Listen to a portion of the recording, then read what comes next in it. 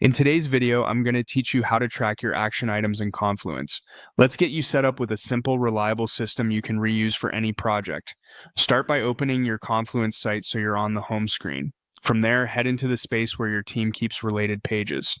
Choosing the right space matters because it keeps your action list visible to the people who need it and organized alongside the rest of your project content.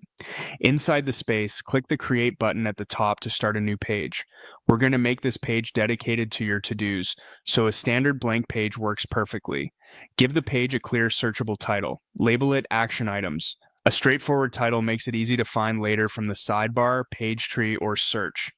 Click into the body of the page, then press the / key on your keyboard.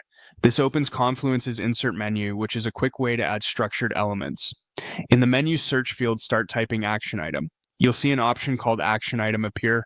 Click that to insert an action item entry right on your page. Now, type your first action item. Keep each one short, specific, and focused on a single outcome. Starting with a verb helps, like review, draft, or send. Repeat the same process to add more. Press /, type action item, select it, and enter the next task.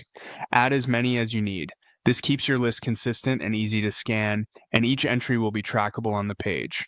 If you already have a few tasks in mind, it can help to group them by theme with brief headings above your list, things like planning, content, or follow-ups, so teammates can jump to the right section. Keep descriptions concise, and if a task needs context, add a short note directly beneath it so the main line stays clean.